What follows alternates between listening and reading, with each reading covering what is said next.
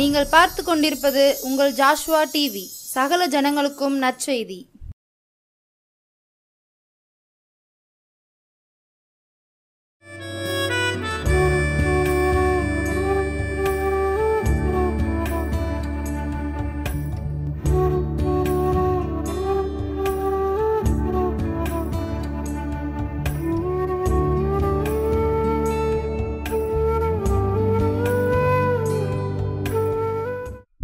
இயேசு கிறிஸ்துவின் நாமத்தினாலே ஜோஷா டி நேயர்களை அவரையும் வாழ்த்துகிறேன். இந்த நாளில் கூட நம்ம தியானிக்க போகிற தேவனுடைய வார்த்தை ஆதியாகமம் 26வது அதிகாரம் 12வது வசனம். ஆதியாகமம் 26:12வது வசனம். ஈசாக்கு அந்த தேசத்திலே விதை விதைத்தான். கர்த்தர் அவனை ஆசீர்வதித்ததினால் அந்த வருஷத்தில் 100 மடங்கு பலனடைந்தான். ஆண்டவர் இந்த இடத்துல நமக்கு கொடுக்குற வார்த்தை என்னதுன்னா, கர்த்தர் அவனை ஆசீர்வதித்ததினால் அந்த வருடத்தில் 100 மடங்கு பலனடைந்தான். நம்ம யாருக்காக இருந்தாலும் நம்ம வாழ்க்கையில் 100 மடங்கு ஒரு ஆசீர்வாதம், முழுமையான ஆசீர்வாதம் வரணும்னா கர்த்தருடைய ஆசீர்வாதம் நம்ம மேலே என்ன செய்யணும்? கண்டிப்பாக இருக்கணும். கர்த்தர் நம்மளை என்ன செய்யணும்? ஆசீர்வதிக்கணும். அப்போது இந்த இடத்துல பாருங்கள், ஈசாக்கு அந்த தேசத்தில் விதைத்தான், அந்த வருஷத்தில் அவன் 100 மடங்கு. ஆனால் இது பார்த்திங்கன்னா அவன் எப்போ விதைத்தான் போடப்பட்டிருக்குன்னா, அந்த நாட்களில் பஞ்சம். 26வது அதிகாரம் 1வது வசனத்தில் பார்த்தீங்கன்னா, ஆபிரகாமின் நாட்களில் உண்டான பஞ்சத்தை அல்லாமல் பின்னும் ஒரு பஞ்சம் தேசத்தில் உண்டாயிற்று. ஆபிரகாமுடைய வாழ்க்கையில் இருந்த பஞ்சம், அந்த பஞ்சத்துக்கு அப்புறம் பார்த்தீங்கன்னா ஈசாக்கு காலத்தில் ஒரு பெரிய பஞ்சம் வருது. அந்த பஞ்ச காலத்தில் தான் அவன் என்ன செஞ்சிட்ருக்கான்? விதைச்சிட்டு இருக்கும்போது ஆண்டவர் ஒரு 100 மடங்கு ஆசீர்வாதத்தை கொடுக்குறாரு. அப்போ இதுக்கு பின்னாடி அவன் இந்த ஆசீர்வாதத்தை பெறும்போது அவன் வாழ்க்கையில் வந்த ஸ்ட்ரகிள் எல்லாத்தையும் நீங்கள் பார்த்தீங்கன்னா, அவன் ஐஸ்வர்யனாகி வர வர விருத்தி அடைந்து மகா பெரியவனானான். ஆண்டவர் ஒரு மனுஷனை ஆசீர்வதிக்கும் போது அவன் கண்டிப்பாக வர வர என்னதாயிருவான்? மகா பெரியவனா, ஒரு பெரிய மனிதனாக என்ன செய்கிறாரு? இந்த ஈசாக்கு ஆயிட்டுருக்காரு. அவனுக்கு ஆட்டு மந்தையும் மாட்டு மந்தையும் அநேக பணிவிடைக்காரரும் இருந்தபடியினால் பெலிஸ்தர் அவன் பேரில் என்ன செஞ்சாங்க? பொறாமை கொண்டாங்க. அப்போ இவன் ஆண்டவர் ஆசீர்வதிக்க அவனுக்கு ஆட்டு மந்தை என்ன செய்யுது? கூடுது. மாட்டு அவனுடைய மாடுகள் கூடுது, ஆடுகள் கூடுது. நிறைய வேலைக்காரங்க, பணிவிடைக்காரங்களும் அவனுக்கு நிறைய வரும்போது சுற்றில் இருக்கிற அந்த பெலிஸ்தர்களுக்கு அவன் மேலே ஒரு பொறாமை என்ன செய்து வருது. அது இயற்கை தான். நம்ம வாழ்க்கையில் நமக்கு ஒரு ஆசீர்வாதம் வரும்போது நம்ம குடும்பத்தில் உள்ளவங்களுக்கே நிறைய நேரத்தில் அது என்ன செய்ய முடியாது? தாங்க முடியாது. ஒரு பொறாமை வந்துடும். கூட பிறந்தவர்களுக்கே ஒரு இது வரும். நம்ம கூட இருக்கிற ஃப்ரெண்ட்ஸ் எல்லாருக்குமே அதை ஏற்றுக்கொள்ள முடியாத ஒரு இதாக தான் என்ன செய்யும் இருக்கும். இந்த இடத்துல நம்ம தெளிவாக போடப்பட்டிருக்கு, பெலிஸ்தர் அவன் மேலே என்ன செஞ்சாங்க? பொறாமை கொண்டாங்க. ஆனால் ஒரு மனிதர் மேலே ஒருத்தங்க பொறாமை வச்சுட்டாங்கன்னா அந்த பொறாமையினால் வர தாக்கம் என்னது இருக்குன்னா ரொம்ப பெருசாக இருக்கும். அதான் வசனம் போடப்பட்டிருக்கு, பொறாமையும் என்றால் அதற்கு முன்பாக நிற்கத்தக்கவன் யார் அப்படின்னு போடப்பட்டிருக்கு. பொறாமைங்கிறது வரும்போது அது ஒரு பெரிய தாக்குதல் என்ன செய்யும்? உண்டாக்கும். இந்த இடத்துல ஈசாக்குக்கு அவன் மேலே பெலிஸ்தர்கள் வச்ச பொறாமையினால அவனுடைய வாழ்க்கையில் என்னென்ன காரியங்கள் சம்பவிக்குதுன்னு பார்த்தீங்கன்னா, அவன் அவனுக்கு ஆடு மாடு எல்லாம் பெருகி அவன் வாழ்க்கை நல்லா போயிட்டு இருக்கும்போது அவன் தகப்பனாகிய ஆபிரகாமின் நாட்களில் அவனுடைய வேலைக்காரர் வெட்டின துறவுகளை எல்லாம் தூர்த்து மண்ணினால் நிரப்பி போட்டார்கள். என்ன செய்கிறாங்க? பெலிஸ்தர் பொறாமை கொண்டு அவன் அவனோட அப்பா தான் ஆபிரகாம். அவர் வெட்டின துறவுகள், அந்த துறவுகள் எல்லாவற்றையும் இவங்க என்ன செய்கிறாங்க? மண்ணால் என்ன செஞ்சிடறாங்க? மூடி போட்டுறாங்க. அபிமலேக்கு ஈசாக்கை நோக்கி, நீ எங்களை விட்டு போய்விடு, எங்களை பார்க்கிலும் மிகவும் பலத்தவன அந்த அபிமலேக்குங்கிற அவன் என்ன செய்கிறான்? இந்த ஏன்னா அவன் இருக்கிற தேசத்தில் உள்ள அந்த அபிமலேக்கே என்ன சொல்லிடுறான்? நீ எங்களை விட்டு என்ன செஞ்சிரு? போயிரு. நீ எங்களை காட்டிலும் இவங்க பழைக்க வந்தவன் தான், நீ எங்களை காட்டிலும் என்னதான் ஆகிட்ட? பெரியவன் ஆகிட்ட, நீ எங்களை விட்டு போய்விடுன்ட்டு அப்படி ஒரு பொறாமை, அவனுடைய வளர்ச்சியை பார்த்து பொறாமை கொண்டு அவனை என்ன செய்கிறாங்க? விரட்டி விடுறாங்க. அவன் போயிட்டு ஒரு இடத்துல போய் அவன் என்ன செய்கிறான்? ஈசாக்கு ஈசா 19வது வசனத்தில் பார்த்தீங்கன்னா, ஈசாக்குடைய வேலைக்காரர் பள்ளத்தாக்கிலே வெட்டி அங்கே சுரக்கும் நூறிற்றை இவங்க தான் அந்த துறவை மூடி போட்டுட்டாங்கன்ட்டு இன்னொரு இடத்துல போய் ஒரு பள்ளத்தாக்கில் துறவு தோண்டி பண்ணுறாங்க. அதையும் என்ன செய்கிறாங்க? அங்கே பார்த்தீங்கன்னா கேராரூர் மேய்ப்பர் இது எங்களுடையது என்று செஞ்சு அவங்க கூட என்ன செய்கிறாங்க? வாக்குவாதம் பண்ணுறாங்க. ஆனால் இந்த இடத்துல ஈசாக்குடைய கேரக்டர் தான் நமக்கு வரணும். அவன் தான் உழைத்து அவன் தான் அந்த இடத்துல அந்த துறவை தோன்றான். அவன் அவங்க சண்டை போட்ட உடனே அதை விட்டுட்டு போயிட்டு ஒரு இடத்துல அதுக்கு ஏசேக்குன்னு பேர் வச்சுட்டு இன்னொரு இடத்துல போய் என்ன செய்கிறான்? துறவு தோன்றான். வேறொரு துறவை வெட்டினாங்க. அங்கேயும் அதை குறித்து என்ன செய்கிறாங்க? அவங்க வாக்குவாதம் பண்ணுறாங்க. அதற்கு ஏன்னா இவங்களுடைய இந்த ஜனங்கள் ஈசாக்க முன்னேற விடக்கூடாது, இவன் இங்கே நம்மக்கிட்ட விட்ட பிள்ளைக்கு வந்து இவ்வளோ வளர்ந்துட்டானே, இவன் இங்கே இருக்கு, அவன் ஃபுல்லாகவே அவங்க வந்து அவனை தான் என்ன செஞ்சுட்டு இருக்காங்க, வாட்ச் பண்ணிட்டு இருக்காங்க. அப்படி தான் நம்ம வாழ்க்கையில நிறைய நேரம் நம்ம வேலை செய்கிற இடத்துல உங்களுக்கு ஒரு ப்ரொமோஷன் கிடைச்சிட்டுனா சுற்றிலும் வேலை பார்க்குறவங்களுக்கு உங்கள் மேலே வந்து ஒரு பொறாமை வந்து உங்களையே ஏதாச்சும் என்ன செஞ்சுட்டே இருப்பாங்க, மற்றவர்கள் கூட சேர்ந்து பேசி கொண்டிருப்பாங்க. ஆனால் உங்களுடைய வளர்ச்சியை பார்த்து ஏதாச்சும் என்ன செஞ்சுட்டு இருப்பாங்க பேசி. ஒருவேளை நீங்கள் உங்கள் பிஸ்னஸ் நல்லா வரும்போது அதற்கு விரோதமாக சில மனிதர்கள் உங்கள் கூட நல்லா இருந்தவங்களே உங்களுக்கு விரோதமாக என்ன செஞ்சுட்டு இருப்பாங்க, வந்துட்டு இருப்பாங்க. அப்போ இந்த இடத்துல ஈசாக்குடைய வாழ்க்கையிலையும் அப்படி தான் இருக்குது. அவனுக்கு மட்டும் எல்லாமே சக்ஸஸ்ஃபுல்லாக நடக்குது. காரணம் அவனுக்கு சக்ஸஸ்ஃபுல்லாக நடக்குதுன்னா, ஈசாக்கை நீங்கள் பார்த்தீங்கன்னா அவர் வந்து ஆண்டவரோடு இருக்கிறவராக இருந்தார். தன்னுடைய மனைவி மலடியாக இருக்கும்போது, குழந்தை இல்லாமல் இருக்கும்போது அவருக்காக வேண்டுதல் செய்தார் அப்படின்னு அழகாக போடப்பட்டிருக்கும். தன் மனைவிக்காக வேண்டுதல் செய்து 8 பிள்ளைகளை அவர் என்ன செய்வார், பெற்றுக்கொள்வார். சாயங்கால வேளையில் தியானிக்கிற ஒரு மனிதனாக ஈசாக்கு இருந்தார். தன் தகப்பனுக்கு கீழ்ப்படிந்து தன் தகப்பன் சொன்ன ஒரு பெண்ணை தான் என்ன செய்வார், திருமணம் பண்ணுவார். அப்படி ஈசாக்கிட்ட நீங்கள் அவருடைய கேரக்டரில் பார்த்தீங்கன்னா அநேக நல்ல பண்புகள் என்ன செஞ்சிட்ருக்கும் இருக்கும். இப்போ இங்கேயும் வந்து அதனால கூட ஆண்டவர் வந்து அவர் என்ன செஞ்சுட்ருக்காரு, ஆசீர்வதிச்சிட்ருக்காரு. எல்லாம் ஆண்டவர் என்ன சொல்கிறாரோ ஆண்டவர் சொல்கிறத தான் ஈசாக்கு அந்த இடத்துல என்ன செய்வார், கேட்பார். அப்போ கர்த்தர் கூட இருக்கும்போது எத்தனை மனிதர்கள் எதிர்த்து வந்தாலும் அவர் ஆசீர்வதிக்கணும் நினைச்சா யாராலையும் என்ன செய்ய முடியாது, தடுக்க முடியாது. அப்போ உங்களையும் ஆண்டவர் ஆசீர்வதிக்கணும்னு நினைச்சா யாராலையும் என்ன செய்ய முடியாது, தடுக்கவே முடியாது. நம்ம செய்ய வேண்டியது அவரோட நம்ம என்ன செய்யணும், இருக்கணும், அவர் விரும்புகிறபடி. இப்போ இந்த இடத்துல பார்த்தீங்கன்னா ஈசாக்கு கிட்ட வந்து வாக்குவாதம் பண்ணும்போது அவர் திரும்ப என்ன செய்யலை, வாக்குவாதம் பண்ணலை, கேஸ் போடலை, எதுவுமே என்ன செய்யலை, அதை அப்படியே விட்டுட்டு வந்துட்டார். அமைதியாக விட்டுட்டு ஆண்டவர் அடுத்தது சரி ஏதாட்டு நம்ம செய்வோம் அப்படின்னு அந்த ஆனால் அவர் தோன்ற இடத்துல தண்ணி வராமல் இருக்கா, இல்லை தோன்ற இடத்துல தண்ணி வருது, அந்த காரியம் சக்ஸஸாக முடியுது. அதையும் வாக்குவாதம் பண்ணுறாங்களா, விட்டுட்டு போயிட்டார். மூன்றாவது நீங்கள் பார்த்தீங்கன்னா மூன்றாவது அழகாக வந்து ஒரு இடத்துல துறவை தோண்டும் போது பின்னும் அவ்விடம் விட்டு பெயர்ந்து போய் வேறொரு துறவை வெட்டினான். அதை குறித்து அவர்கள் வாக்குவாதம் பண்ணவில்லை. எத்தனை இடத்துல தான் அவங்களும் என்ன செய்வாங்க, வாக்குவாதம் எல்லாத்தையும் அவன் விட்டுட்டே போறான்ட்டு அவங்களுக்கே ஒரு இதில் ஆகி அவங்க அந்த இடத்துல வாக்குவாதம் என்ன செய்யலை, பண்ணலை. அப்போ தான் ஈசாக்கு சொல்கிறாரு, அப்பொழுது நாம் தேசத்தில் பழுகும்படி இப்பொழுது கர்த்தர் நமக்கு இடம் உண்டாக்கினார் என்று சொல்லி அதற்கு ரெகோபோத் என்று என்ன செய்தார், ஈசாக்கு பெயரிடுறார். இவ்வளோ நாள் நம்ம இருந்த இடத்துல என்ன காரியம் செய்தாலும் எல்லாவற்றுக்கும் பிரச்சனை பண்ணிட்டு இருந்தாங்க. இந்த இடத்துல தான் அவங்க எனக்கு பிரச்சனை பண்ணலை. அப்போ இதுதான் ஆண்டவர் எனக்கு தர்ற ஒரு இடம், என்னைய இந்த இடத்துல தான் ஆண்டவர் பழுக பண்ண போறாரு அப்படின்ட்டு ஈசாக்கு வந்து ஒரு இடத்துல அந்த பிரச்சனை இல்லாத அந்த இடத்துல அதை தான் ஆண்டவர் நம்மளை என்னைய பெருக பண்ண போறாருன்ட்டு அங்கே இருந்து அதுக்கு என்ன பேர் வைக்கிறார், ரெகோபோத்னு பேர் வைக்கிறார். அப்போ தான் ஆண்டவர் ஈசாக்கு கூட பேசுறாரு. நீங்கள் பார்த்தீங்கன்னா அன்று ராத்திரியிலே கர்த்தர் அவனுக்கு தரிசனமாகி, நான் உன் தகப்பனாகிய ஆபிரகாமுடைய தேவன், பயப்படாதே, நான் உன்னோடு கூட இருந்து என் ஊழியக்காரனாகிய ஆபிரகாம் நிமித்தம் உன்னை ஆசீர்வதித்து உன் சந்ததியை பெருக பண்ணுவேன் அப்படின்னு சொல்றாரு. ஏன்னா இந்த இடத்துல ஈசாக்கு வந்து இந்த இடத்துல அவங்க வாக்குவாதம் பண்ணல. அப்போ இதுதான் எனக்கு ஆண்டர் செய்த இடம்னு சொல்லிட்டு அவன் வந்து சந்தோஷமாய் கர்த்தர் நமக்கு இடம் உண்டாக்கினார், கர்த்தர் என்ன செய்யறாரு, மகிமைப்படுத்துறாரு. தன்னை அவன் என்ன செய்யல, மகிமைப்படுத்தல. அநேக நேரத்தில் நம்ம வாழ்க்கையில் ஒரு சக்சஸ் வந்துட்டுனா நம்ம கடவுளை மகிமைப்படுத்துறதை காட்டிலும் நம்மளை குறித்தும் நம்மளுக்கு ஆண்டவர் கொடுத்துருக்கிற அந்த தாளந்துகளை குறித்துமே நம்ம பெருமையாக என்ன செஞ்சுட்ருப்போம், சொல்லிட்டு இருப்போம். அந்த கேரக்டர்லையும் நீங்கள் ஈசாக்கா பார்த்தீங்கன்னா கர்த்தர் நமக்கு இடம் கொடுத்தார், இந்த இடத்துல தான் நம்மளை பழுக பண்ண போகிறார், இந்த இடத்துல தான் நம்மளை ஆசீர்வதிக்க போகிறார்னு அவருடைய நாமத்துக்கு என்ன செய்கிறான், அவன் வந்து நாமத்தை மகிமைப்படுத்துகிறான். ஆண்டவர் அவனோடு பேசினதுக்கப்புறம் நீங்கள் பார்த்தீங்கன்னா 25வது வசனத்தில் கர்த்தருடைய நாமத்தை தொழுது கண்டு அங்கே ஒரு கூடாரத்தை போட்டான். அவ்விடத்தில் ஈசாக்கின் வேலைக்காரர் ஒரு துறவை வெட்டினார். திரும்ப அவங்க வெட்டும் போது அங்கேயும் தண்ணி கிடக்குது நிறைய. இப்போ எத்தனை துறவுகள் அவங்க மூடி போட்டாங்களோ அத்தனை அளவு துறவுகளை அவங்க தோண்டி அந்த அளவுக்கு ஆண்டவர் வந்து அவங்களை ஆசீர்வதிச்சு அந்த இடத்துல அவங்களை என்ன செய்கிறார், பழுக பண்ணுகிறார். அப்போ அதுக்கப்புறம் நீங்கள் பார்த்தீங்கன்னா இதுதான் முக்கியமானது.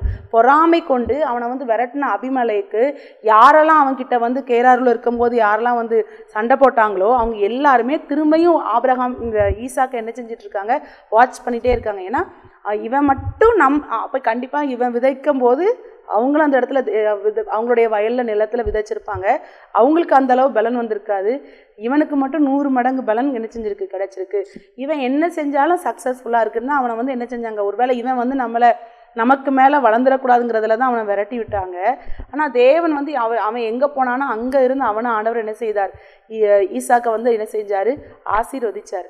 அப்போ இவங்க வந்து விரட்டின அபிமலைக்கு அடுத்தது அவன் எங்கே போய் என்ன செய்கிறாங்கிறத கண்டிப்பாக வாட்ச் பண்ணிகிட்டே தான் இருந்திருப்பான். அங்கே போனால் கேராரு ஜனங்களும் அவனை வந்து என்ன செய்கிறாங்க, வாக்குவாதம் பண்ணி விரட்டி விடுறாங்க. ஒவ்வொருத்தரும் விரட்டி விடும் போதும் அவங்களுக்குள்ள அந்த நேரத்தில் மகிழ்ச்சியாக இருந்திருக்கும். இவனை வந்து நம்ம வாழவே விட மாட்டோம், இவன் போயிட்டான், இவன் வாழ்க்கையில் ஒன்றுமே கிடையாதுங்கிற ஒரு சந்தோஷத்தில் தான் என்ன செஞ்சுருப்பாங்க, இருந்திருப்பாங்க. ஆனால் கர்த்தர் அவனை என்ன செய்யலை, கைவிடவே இல்லை. அப்படிதான் நிறைய நேரத்தில் நம்மளையும் நம்மளுடைய பிஸ்னஸில், வேலை பார்க்குற இடத்துல, நம்ம குடும்பங்களில் நமக்கு எதிராக இருக்கிறவங்க இவங்க எங்கே வாழ்ந்துருவாங்களோ, இவங்கள வாழ விடாமல் பண்ணணுன்ட்டு நமக்கு பின்னாடி என்ன காரியங்கள் செய்தாலும் நம்ம அதை பற்றி கவலையை என்ன செய்ய வேண்டாம், பட வேண்டாம். நம்ம கர்த்தருக்கு மாத்திரம், அவருக்கு மாத்திரம் பிரியமாய் வாழ்ந்து அவர் சொல்கிறபடி நம்ம வாழ்ந்துட்டு இருந்தோம்னா அவர் நம்ம கூட என்ன செய்வார், இருப்பார். அவங்க நம்ம அழிந்து போகணும்னு நினைப்பாங்க. ஆனால் ஆண்டவர் நம்மளை என்ன செய்வார், பழுக பண்ணுவார். இப்போ இந்த இடத்துல நீங்கள் பாருங்கள், அவ்விடத்துல ஈசாக்கின் வேலைக்காரர் உறவை வெட்டினார்கள் அப்படின்னு அழகா 25வது வசனத்தில் போடப்பட்டிருக்கு. இதில் 26வது வசனம் பாருங்க, அபிமெலேக்கும் அவன் சிநேகிதனாகிய அகுசாத்தும் அவன் சேனாதிபதியாகிய பிகோலும் கேராரிலிருந்து அவனிடத்திற்கு வந்தார்கள். இப்போ அவ்வளோ நேரம் அவனை துரத்தி விட்டுட்டு திரும்ப இப்போ எங்கே வராங்க, அந்த ஊர் கேராரிலிருந்து அந்த இடத்துக்கு என்ன செய்கிறாங்க, வராங்க. அப்பொழுது ஈசாக்கு அவர்களை நோக்கி, ஏன் என்னிடத்தில் வந்தீர்கள்? நீங்கள் என்னை பகைத்து என்னை உங்களிடத்தில் இராதபடிக்கு துரத்தி விட்டீர்களே என்றான். அவன் கேட்குறான், நீங்கள் தான் நான் உங்ககிட்ட இருக்கும்போது என்னைய பகைச்சு என்ன செஞ்சீங்க? பகைச்சுன்னா சண்டை போட்டு தான் என்ன செஞ்சுருக்காங்க, பகைத்து அவன் மேலே பொறாமை கொண்டு நீ எங்கள் கூட இருக்க வேண்டாம்னு தான் என்ன செஞ்சாங்க, அனுப்புனாங்க. அப்படி உங்களை கூட உங்கள் குடும்பத்திலேருந்து என்ன செஞ்சுருக்கலாம், தள்ளி வச்சுருக்கலாம். ஆனால் நீங்கள் வேலை பார்க்குற இடத்துல மற்றவங்க எல்லாரும் சேர்ந்துருக்கலாம், உங்களை தள்ளி வச்சுருக்கலாம். எங்கேயாவது ஒரு இடத்துல நீங்கள் ஒரு இடத்துல ஒதுக்கப்பட்டவர்களாக என்ன செஞ்சிட்ருக்கலாம், இருக்கலாம். ஆனால் நம்ம என்ன செய்யணும், இது ஈசாக்கை போல். ஆனால் ஈசாக்கு இதில் யாரை குறித்து எந்த இடத்துல எதுவுமே பேசியிருக்க மாட்டார். சண்டை போடுறாங்களா அந்த இடத்த விட்டு நகர்றாரு, அடுத்த இடத்துல சண்டை போடுறாங்களா நகன்றாரு. எந்த இடத்துல சண்டை வரலையோ இதுதான் நமக்கு ஆண்டர் கொடுத்த இடம்ட்டு அந்த இடத்துல சந்தோஷமாக என்ன செஞ்சிட்ருக்காரு, வாழ்ந்துட்டுருக்காரு. இப்போ சண்டை போட்டவங்களே ஈசாக்கை தேடி என்ன செய்கிறாங்க, வர்றாங்க அவன் வீட்டுக்கு. வந்துட்டு பாருங்க, அப்பொழுது ஈசாக்கு அவர்களை நோக்கி, ஏன் என்னிடத்தில் வந்தீங்க? நீங்கள் ஏன் என்கிட்ட வந்தீங்க? நீங்கள் தான் என்னைய பகைச்சிங்கன்னு ஈசாக்கு அழகாக என்ன செய்கிறாரு, கேட்குறாரு. அதற்கு அவர்கள், நிச்சயமாய் கர்த்தர் உம்மோடே கூட இருக்கிறார் என்று கண்டோம். ஆகையால் எங்களுக்கும் உமக்கும் ஒரு ஆணைய ஏற்பாடு உண்டாக வேண்டும் என்று நாங்கள் நிர்ணயம் பண்ணினோம். இப்போ தான் அவங்க சொல்கிறாங்க, இவ்வளோ பிரச்சனையிலையும் நீங்கள் நல்லா இருக்கிறீங்க, அப்போ ஆண்டவர் உங்க கூட என்ன செய்கிறாரு, இருக்கிறார். அதுதான் அவங்கள கண்டு கொண்டது. அப்போ ஈசாக்கு இவ்வளோ பொறுமையாக போனதற்கான அர்த்தம் என்னன்னு பார்த்தீங்கன்னா, ஆண்டவர் அவன் தன்னுடைய வாழ்க்கையில், சாட்சியின் வாழ்க்கையில் ஆண்டவர் என்ன செஞ்சார், காட்டினார். அவங்க போய் ஏன் நான் ஆண்டவரை தேடுறேன், நீங்களும் ஆண்டவரை தேடுங்கன்ட்டு போய் என்ன செய்யலை, அந்த அபிமலைக்கிட்டே யார்ட்டையுமே சொன்னபடி நம்ம இதில் பார்க்கல. எல்லா இடத்துலையும் அவங்க பிரச்சனை பண்ணும்போது ஒதுங்கி ஒதுங்கி ஒதுங்கி தான் வராரு. திரும்ப அவங்களே நாங்கள் உங்ககிட்ட உடன்படிக்கை என்ன செய்யணும், பண்ணணும். நிச்சயமாய் கர்த்தர் உம்மோட கூட இருக்கிறார் அப்படின்னு என்ன செய்கிறாரு, சொல்கிறாங்க. நிச்சயமாய் கர்த்தர் உங்களோட இருக்கிறாருங்கிறத நாங்கள் கண்டு கொண்டோம் அப்படின்னு சொல்கிறாங்க. அந்த வாழ்க்கை தான் ஆண்டவர் நம்மக்கிட்ட என்ன செய்கிறாரு, எதிர்பார்க்குறாரு. அப்படி நம்ம ஒரு வாழ்க்கை வாழும்போது ஈசாக்கு ஆண்டவர் எப்படி ஆசீர்வதிச்சிருக்காரு பாருங்க. 100 மடங்கு ஆசீர்வாதத்தை ஆண்டவர் என்ன செஞ்சிருக்கிறாரு, கொடுத்துருக்கிறாரு. அந்த ஒரு ஆசீர்வாதம் தான் நமக்கு ஆண்டவர் நம்ம வாழ்க்கையில் தரணும் எதிர்பார்க்குறாரு. நீங்கள் யோசுவா 2வது அதிகாரத்தில் பார்த்தீங்கன்னா, யோசுவா 2வது அதிகாரத்தில் இங்கே பார்த்தீங்கன்னா, இங்கே ஒரு பெண்ணை கொடுத்து போடப்பட்டிருக்கும், ராகாப் கொடுத்து போடப்பட்டிருக்கும். இப்போ ராகாப் எப்படின்னா எரிகோல அதை சுற்றி இருக்கிற மதில் சுவரில் வாழ்கிற ஒரு பெண்ணு தான். ஆனால் அவள் ஆண்டவரை அழகாக அறிக்கையிடுவா. நீங்கள் பார்த்தீங்கன்னா யோசுவா 2வது அதிகாரத்தில் 9வது வசனம் 10வது வசனத்தில் பார்த்தீங்கன்னா, கர்த்தர் உங்களுக்கு தேசத்தை ஒப்பு கொடுத்தார் என்றும் உங்களை பற்றி எங்களுக்கு திகில் பிடித்திருக்கிறது என்றும் உங்களை குறித்து தேசத்து குடிகள் எல்லாரும் சோர்ந்து போனார்கள் என்றும் அறிவேன். அதுக்கு அடுத்து நீங்கள் 10வது வசனம் பார்த்தீங்கன்னா, கர்த்தர் உங்களுக்கு முன்பாக சிவந்த சமுத்திரத்தின் தண்ணீரை வற்றி போன பண்ணினதையும். இவ எதிரி நாட்டு பெண்ணு தான். ஆனால் அவளுக்கு தெரியுது கர்த்தருடைய வல்லமை என்ன செய்யுது தெரியுது. யோசுவா வேவு பார்க்க அனுப்பின 2 வேவுக்காரர்கள் கரெக்டாக அவள் வீட்டில் தான் என்ன செய்கிறாங்க, போகிறாங்க. ஆனால் அந்த இடத்துல அவள் ஆண்டவர் அவங்கள்ட்ட என்ன செய்கிறா, அறிக்கையிடுறா. கண்டிப்பாக ஆண்டவர் உங்களுக்கு எங்கள் தேசத்தை என்ன செஞ்சிருவார், ஒப்பு கொடுத்துருவாரு. நீங்கள் எல்லாரையும் கொன்று போடும்போது எங்களை என்ன செஞ்சிடக்கூடாது, கொன்று போடும். என் குடும்பத்தை நீங்கள் என்ன செய்யணும், காத்துக்கொள்ளணும். என் குடும்பத்தை மட்டும் நீங்கள் தப்பு வைக்கணும்னு கர்த்தருடைய நாமத்தை அந்த இடத்துல என்ன செய்கிறா, அறிக்கையிடுறா. அதனால தான் நீங்கள் பார்த்தீங்கன்னா மத்தேயு 1 அதிகாரத்தில் அந்த ராகாப்ங்கிற பேர் அந்த இடத்துல என்ன போடப்பட்டிருக்கும். அவளுடைய சந்ததியிலையும் ஆண்டவர் என்ன செய்வார், ஆண்டவர் அதை தான் நம்மக்கிட்ட என்ன செய்கிறார், விரும்புகிறார். கர்த்தரை அறிக்கை பண்ணுகிறவர்களாக, கர்த்தருடைய நாமத்தை அறிந்தவர்களாக நம்ம இருக்கும்போது கர்த்தர் நம்மளை உயர்த்தி ஆசீர்வதிக்கிற தேவனா என்ன செய்கிறாரு, இருக்கிறார். கர்த்தர் நம்மளை உயர்த்தி ஆசீர்வதிக்கிற தேவனா இருக்கிறார். இன்னொன்று நீங்கள் பார்த்தீங்கன்னா ரூத் 2வது அதிகாரத்தில் பார்த்தீங்கன்னா அதில் அழகா ரூத் சொல்லியிருப்பா, உங்களுடைய தேவன் என்னுடைய தேவன் நகோமிட்ட சொல்லியிருப்பா. அவள் வந்து ஒரு மோவாப் தேசத்தினுடைய பெண்ணு தான், தேவனை அறியாத ஒரு தேசத்திலிருந்து வந்தவ தான். ஆனால் அவள் ஆண்டவரை அறிந்ததுனால அவளுடைய சந்ததியில் ஆண்டவர் என்ன செய்கிறார், பிறக்கிறார். ஆண்டவரை அறிந்து ஆண்டவரை தங்களுடைய வாழ்க்கையில ஆண்டவரை என்ன செய்யறாங்க, காட்டுகிறவர்களாக இவங்க இருக்கிறாங்க. இப்போ இந்த இடத்துல நம்ம ராகாப் பார்த்தோம்னா இஸ்ரவேல் ஜனங்களை ஆண்டவர் வழிநடத்தி வந்ததை அதை வச்சு ஆண்டவர் என்ன செய்யறா, அறிந்து கொள்றா. இஸ்ரவேல் ஜனங்களை ஆண்டவர் எகிப்துல இருந்து எப்படி வழிநடத்த அவருடைய வல்லமையை கண்டு ஆண்டவரை என்ன செய்யறார், அறிந்து கொள்றா. ஈசாக்கு கிட்ட இருந்து ஈசாக்கு விஷயத்துல நம்ம பார்த்தோம்னா அவங்க அபிமேலக்கு எல்லாரும் சொல்லுவாங்க, கர்த்தர் உங்க கூட ஆண்டவர் இருந்தாதான் ஆசீர்வாதம், கர்த்தர் கூட இருக்கும்போது தான் யார் எதிர்த்தாலும் அவங்களுக்கு முன்பாக நம்மளால என்ன செய்ய முடியும், வாழ முடியும் அப்படிங்கிறத அந்த ஜனங்கள் என்று செஞ்சாங்க, கண்டுகொண்டாங்க. அப்ப ஈசாக்கோட கர்த்தர் இருக்கிறார் என்பதை அவங்க வந்து அறிக்கையிட்டாங்க. இந்த இடத்துல இஸ்ரவேல் ஜனங்களோட கர்த்தர் இருக்கிறார் அப்படிங்கிறத அன்றைக்கு வந்து ராகாப் வந்து என்ன செய்யறா, அறிக்கையிடுகிறா. இந்த இடத்துல ரூத் நகோமி கிட்ட சொல்றா, உங்க தேவன் என் தேவன், நகோமி தேடுகிற தேவன் தான் உண்மையான தேவன் என்பதை அன்றைக்கு அந்த ரூத் என்ன செய்தா, கண்டுகொண்டா. அப்போ நகோமியுடைய வாழ்க்கையை ஒரு நாள் ஆண்டவர் விட்டு கொடுத்துருக்கவே முடியாது. அப்போ தேவன் உங்க தேவன் எனக்கு போதுன்ட்டு தேவனை நம்பி வந்ததுனால தான் அன்றைக்கு வந்து ஆண்டவர் வந்து அந்த ரூத்தை வைத்து ஒரு பெரிய ஆசீர்வாதத்தை என்ன செய்தார், கட்டளையிட்டார். ரூத் வாழ்க்கையில் ஒரு பெரிய மறு வாழ்க்கையை கொடுத்து அவள் வாழ்க்கையே கிடையாதுன்னு நினைச்சு அவளை வந்து போவாசுக்கு மனைவியாக்கி ஆண்டவர் ஒரு பெரிய ஆசீர்வாதத்தை என்ன செய்தார், கட்டளையிட்டார். அப்போ இந்த நாட்கள்ல நம்ம பார்த்தோம் 3 பேரை பார்க்குறோம். கர்த்தரை வந்து அவங்களுடைய வாழ்க்கையில காட்டுறாங்க, கர்த்தரை அறிந்து கொள்றாங்க, கர்த்தரை மாத்திரம் இருக என்ன செய்யறாங்க, பிடித்து கொள்றாங்க. ஒருவேளை நீங்க இதுவரைக்கும் சிறு வயதுல வந்து நீங்க கர்த்தரை அறியாத, இயேசு கிறிஸ்துவ அறியாத ஒரு குடும்பத்துல இருக்கலாம். இப்போ கொஞ்ச நாளா உங்களுக்கு யாராவது சொல்லி இயேசு கிறிஸ்துவ கொஞ்சம் உங்களுக்கு தெரிந்து ஒருவேளை ஆண்டவர் மேல ஒரு அன்பு வரலாம், அவர் தான் உண்மையுள்ள தேவனா இருக்கலாம்னு உங்களுக்குள்ள ஒரு நம்பிக்கை வரலாம். இந்த நாள்ல இருந்து அப்படியே அறிக்கையிடுங்க, ஆண்டவரே அந்த ராகாப், ஒருவேளை ராகாப்னா யாருன்னு தெரியலன்னா எடுத்து வேதத்தை பக்கத்துல யார்கிட்ட வாங்கி வாசித்து பாருங்க, ரூத்தை பார்த்து வாசித்து பாருங்க, ஈசாக்கை பார்த்து நல்லா நீங்க இன்னும் வாசித்து பார்த்தீங்கன்னா ஆண்டவர் இன்னும் உங்களோட பேசுவார். ஆண்டவர் அவங்களெல்லாம் ஆசீர்வதித்த தேவன் உங்களையும் ஆசீர்வதிப்பார். நீங்க நினைச்சிட்டு இருக்கலாம் என் வாழ்க்கையில எல்லாமே முடிஞ்சிச்சு அவ்வளவுதான், ஏதோ இனி இருக்கிற காலத்தை நான் இப்படியே வாழ்ந்து ஓட்டிடலாம்னு நினைச்சிட்டு இருப்பீங்க. இல்லை, ஆண்டவர் உங்களை குறித்து ஒரு பெரிய திட்டத்தை கண்டிப்பா என்ன செஞ்சிருப்பாரு, வச்சிருப்பாரு. உங்களை குறித்து ஆண்டவர் உங்களை கொண்டு அநேகர் ஆசீர்வதிக்கிறதுக்கு ஆண்டவர் வச்சிருக்கலாம். உங்க வாழ்க்கையில உங்களை வந்து வேற மாதிரி நடத்தி உங்களை கொண்டு நிறைய ஜனங்கள் பிரயோஜனப்படும்படி ஆண்டவர் உங்களை தெரிந்து கொண்டிருக்கலாம். நீங்க நினைக்காத நன்மைகளை உங்க வாழ்க்கையில ஆண்டவர் தரலாம்னு நினைச்சிருக்கலாம். ஈசாக்கு நினைச்சு பாருங்க, அவங்க பொறாமைகள் நடந்து தனியா வரும்போது அவர் நினைச்சே பார்த்திருக்கும், இதை தூர்த்து தன் தகப்பனால தோண்டப்பட்ட துறவுகள் அங்கே மண்ணால மூடி போடும்போது நம்ம வாசிக்கிறோம். ஆனா அந்த நாட்கள் அவருடைய இருதயத்துல எவ்வளவு கஷ்டம் இருந்திருக்கும். அடுத்தது அவங்க கஷ்டப்பட்டு ஒரு துறவை தோன்றாங்க, அதை வந்து வாக்குவாதம் பண்ணி அவங்க எடுக்கும்போது அன்னைக்கு கஷ்டமா தான் இருந்திருக்கும், அடுத்த நாள் அதே மாதிரி கஷ்டமா தான் இருந்திருக்கும்.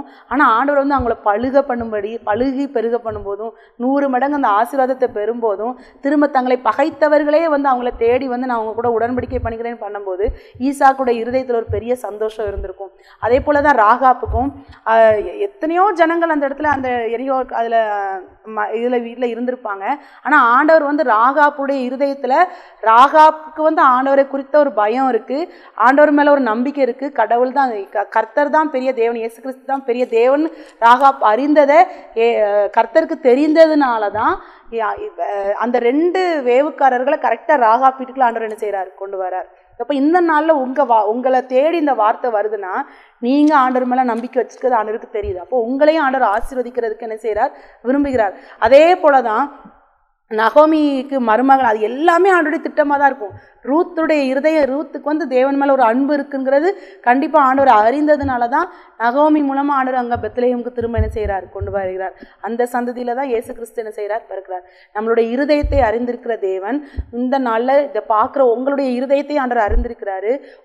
உங்க மனசுல ஆண்டவர் மேல எவ்வளவு அன்பு இருக்கு, நீங்க அவரை எவ்வளவு விசுவாசிக்கிறீங்க, அவரால் கூடாத காரியம் ஒண்ணுமே இல்லை நீங்க நினைக்கும் போது கர்த்தர் உங்க வாழ்க்கையில அற்புதத்தை செய்வார். யாரும் கொடுக்க முடியாத ஆசீர்வாதத்தை ஆண்டவர் உங்க வாழ்க்கையில என்ன செய்வார். அப்படியே நம்ம கண்களை மூடி ஜெபிக்கலாமா? அன்புள்ள ஆண்டவரே, இந்த அருமையான நேரத்தில் கூட தகப்பனே ஏசப்பா நாங்கள் ஜெபிக்கிறோம் ஆண்டவரே.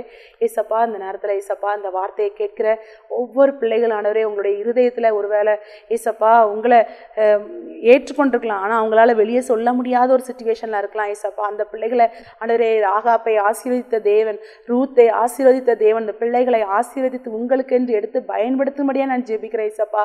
அதே போல ராஜா, யாரெல்லாம் ஆண்டவரே ஈசாக்கு 100 மடங்கு ஆசீர்வதித்த தேவனே ஏசப்பா, எங்கள் வாழ்க்கையில் எங்களை 100 மடங்கு ஆசீர்வதிங்க யாரெல்லாம் ஜெபிக்கிறாங்களோ ஏசப்பா, அவங்களை நீங்கள் ஆசீர்வதிக்கும்படியாக நான் ஜெபிக்கிறேன் ஏசப்பா.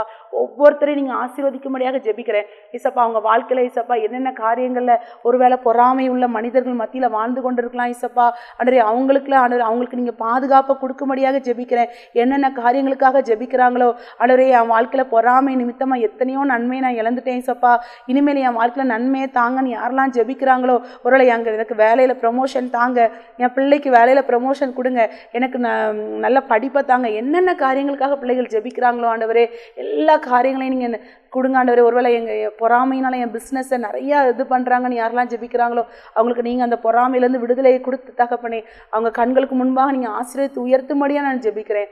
இயேசுவின் மூலம் ஜெபிக்கிறேன் ஜீவனில் நல்ல பிதாவே.